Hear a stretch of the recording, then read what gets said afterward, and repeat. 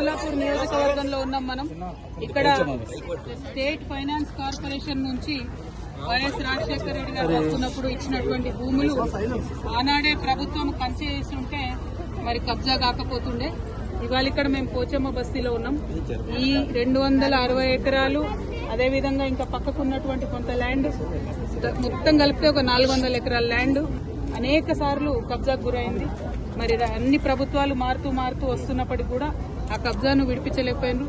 ఇప్పుడు హైడ్రా సడన్ గా వచ్చేసి పెద్దవాళ్ల జోలికోకుండా పేదవాళ్ల ఇండ్ల మీద పడి రాత్రికి రాత్రి మరి మీరు ఖాళీ చేస్తారా సస్తారా అని చెప్పి చిన్న పిల్లలు ఉన్నారు. ఒక పక్క వర్షం పడుతుంది, ఇంకొక పక్క పండగ వచ్చింది. అన్ని ఉన్నటువంటి సందర్భంలో కూడా మరి ప్రత్యేకించి కూలగొట్టడం దారుణం.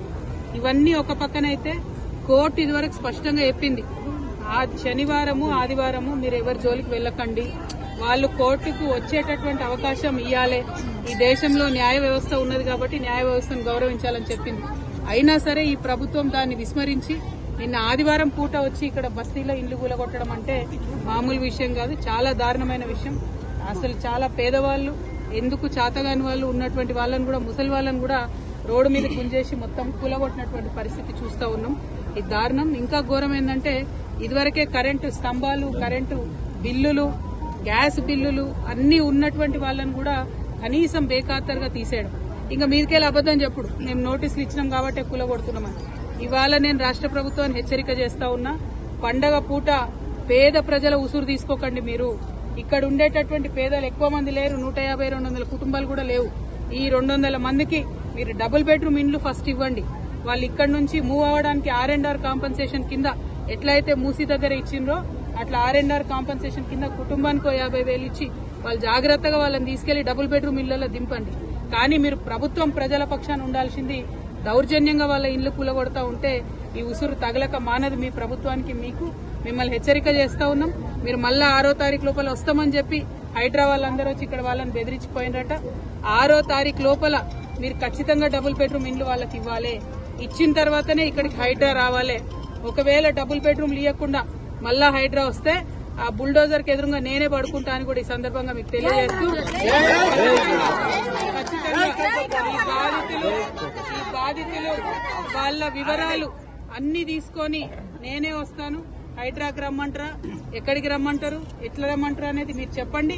మున్సిపల్ మంత్రి ముఖ్యమంత్రి అయిపోయినారు, ఆయన దొరకకుండా ఆయన గడిలో ఉంటాడు, ఆఫీస్కి రాడు, సెక్రటేరియట్ కి రాడు. ఎక్కడికి పోయి ఇవ్వాలి ప్రజలు, ప్రజాపాలన అని చెప్పిండ్రు. అక్కడ రోజు ఉంటే వచ్చి అప్లికేషన్లు ఇవ్వమన్నారు. అక్కడికి ఒక్కసారి వచ్చిండు ముఖ్యమంత్రి గారు లాస్ట్ 2 సంవత్సరాలలో. మరి పేద ప్రజలు పోయి కష్టాలు ఎక్కడ చెప్పుకోవాలి? మేము ఇక్కడ వీళ్ళందరి వివరాలు కలెక్ట్ చేస్తున్నాం. దాదాపు 200 కుటుంబాలు ఉన్నాయి. ఆ మొత్తం వివరాలు తీసుకొని మీ దగ్గరకు వస్తాం. మళ్ళా బుల్డోజర్ వచ్చే లోపల వీళ్ళకి డబుల్ బెడ్రూమ్స్ ఇవ్వాలని కూడా నేను డిమాండ్ చేస్తా ఉన్నాను. Thank you. జై తెలంగాణ.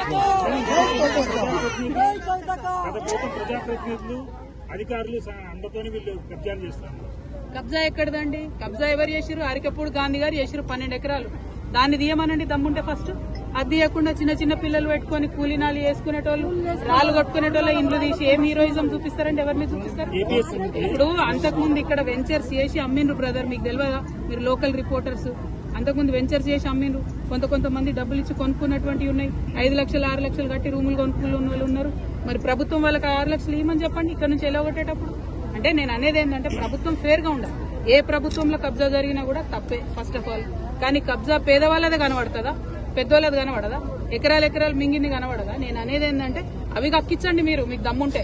అవి పక్కన పెట్టి పేదవాళ్ళ ఇళ్ల మీద పడి జులుం చేస్తామంటే చూసుకుంటూ ఊరుకునేటోళ్ళు లేరు. నేను మళ్ళా చెప్తున్నా, 6వ తారీఖు లోపల వస్తామని చెప్పి వార్నింగ్ ఇచ్చినట్టు ఇక్కడ వాళ్ళకి. 6వ తారీఖు లోపల మీది నిజమైన ప్రభుత్వం, ప్రజల ప్రభుత్వం అయితే ఇక్కడ బిడ్డలందరికీ మీరు డబుల్ బెడ్రూమ్ ఇండ్లు ఇవ్వండి.